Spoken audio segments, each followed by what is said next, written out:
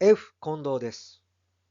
今日は為替相場の変動の要因を考えてみましょう。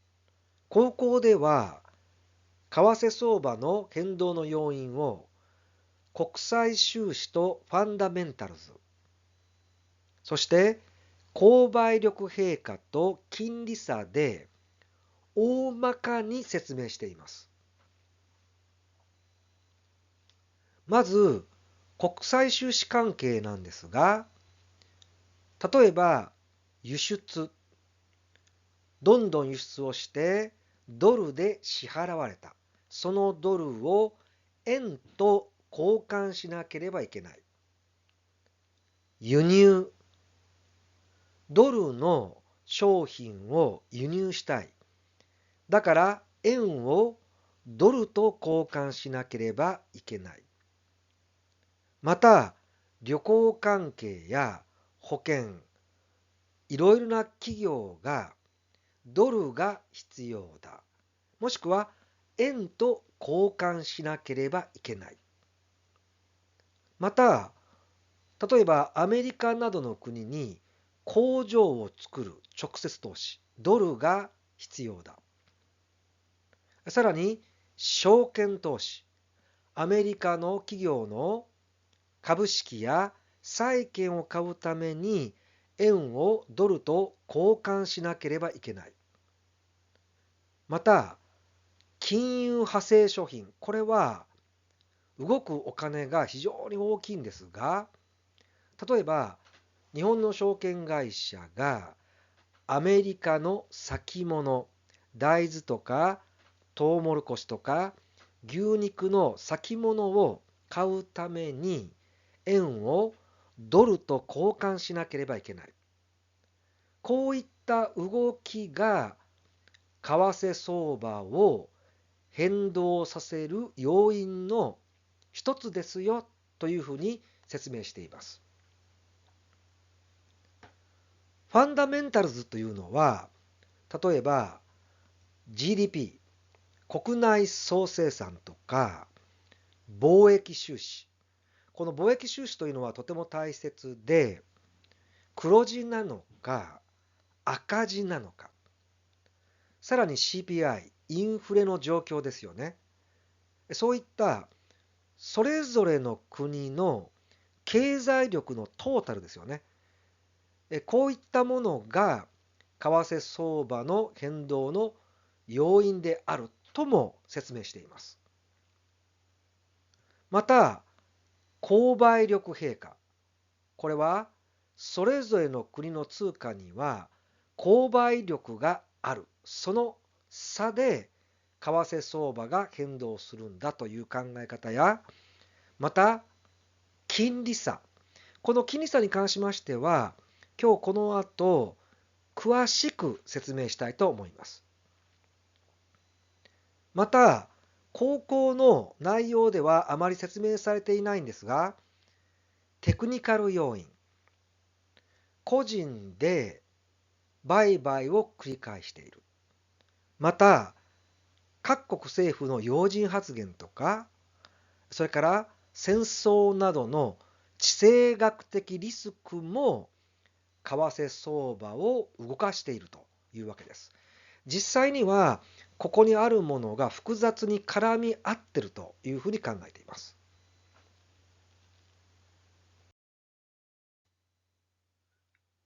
それでは金利差が為替相場に与える影響について考えてみましょう。国内と外国との間に金利差がある場合、資金の移動が発生するんですね。例えば、アメリカの金利が上昇した。日本は金利を現状維持した。そうした場合、アメリカの金利が上がっていますから、資金はアメリカにどんどんどんどん移動してきます。アメリカのドルが買われますから、ドル高、その結果、円安。ドル高円安なんですね。さらに、例えばユーロ圏の金利が上昇した。日本は現状の金利を維持する。そうすると、資金は金利が高いユーロ圏に集まってきます。ユーロがどんどん買われていきますから、ユーロ高で、その結果、円安。こういった状況が発生するんですね。このグラフは、アメリカの消費者物価指数、政策金利、失業率の推移を表しています。今回注目するのは、このオレンジ色の政策金利です。2022年の3月には 0.25、そして 0.5、0.75、0.75というふうに政策金利がどんどん上昇しているんですね。そこを確認してください。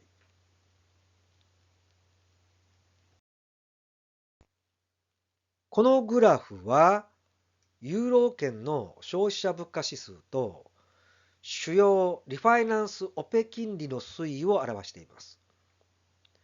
このグラフについては別の動画で詳しく説明したいと思います。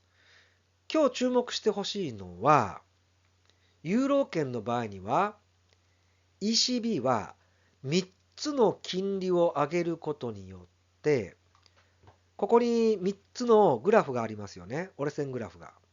これが1つ目ですね。そして2つ目。そして3つ目。この3つの金利を上げることによって、インフレの状況を抑え込もうとしています。この金利がですね、上がっている状況を確認してください。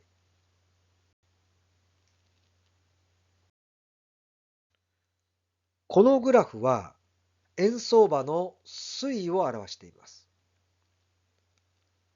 青色の折れ線グラフはアメリカのドルと円の動きを、薄い茶色の折れ線グラフはユーロと円の動きを表しています。注目してほしいのは2022年の3月。アメリカの政策金利が上がると、資金がアメリカに流入して、ドルがどんどん買われてきます。その結果、ドル高が発生したんですね。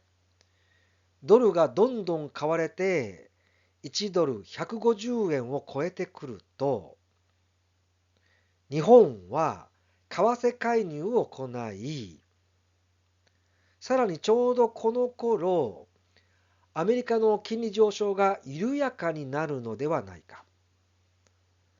また、アメリカの景気後退の可能性、リセッションですよね。そういった噂が流れてきます。そうすると、それまでドルを買っていた機関投資家は、ドルを売り始めたんですね。2022年の12月には、日本銀行が10年国債金利の変動幅をプラスマイナス 0.25 からプラスマイナス 0.5 に広げました。日本銀行は金利を上げてくるのではないか。今度は円が買われ始めたんです。今回注目してほしいのは、政策金利が上がると、ドル高が発生しているこの部分ですね。同じことは、ユーロ圏にも言えるんです。ECB が金利を上げてくると、ユーロもどんどん買われて、ユーロ高になってきます。つまり、金利が上がると、ドル高、ユーロ高、その結果、円安という状況が発生しているんです。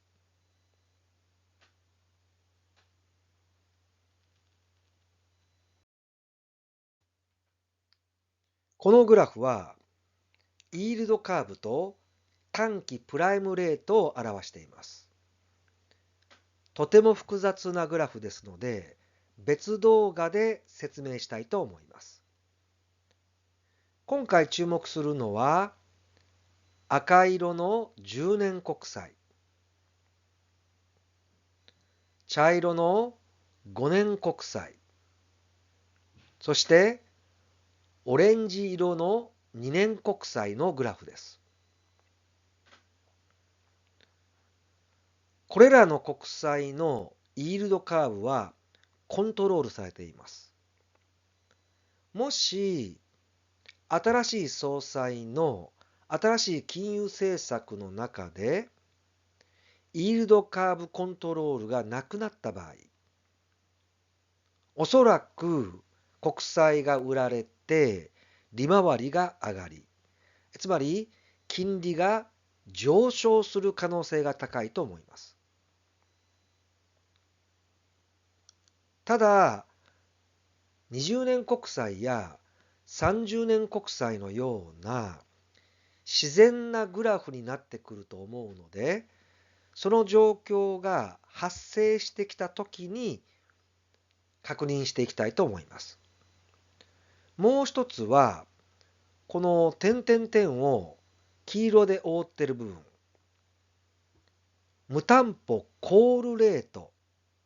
この無担保コールレートは、現在マイナス金利で推移しています。このマイナス金利ももしかしたらゼロ金利になるかもしれません。マイナスからゼロ金利ですから当然金利が上昇しています。こうした新しい動きが発生した場合、その動きが為替相場にどのような影響を与えていくのか注目したいと思います。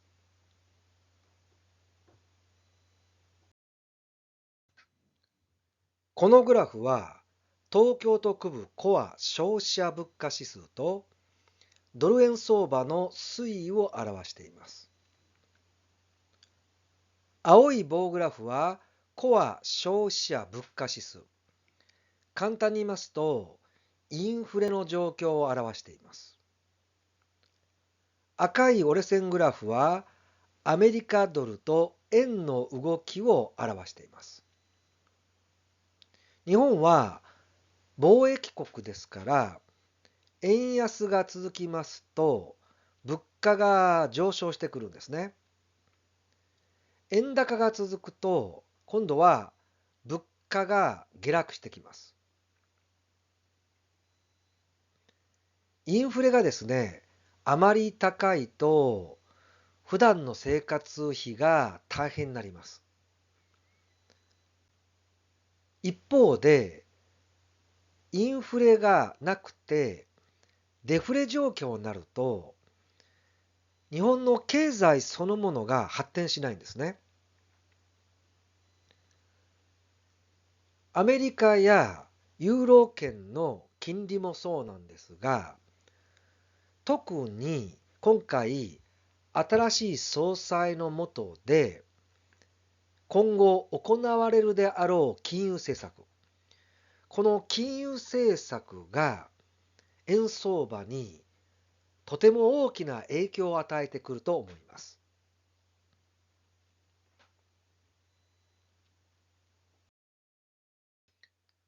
このグラフは円相場の長期的な推移を表しています。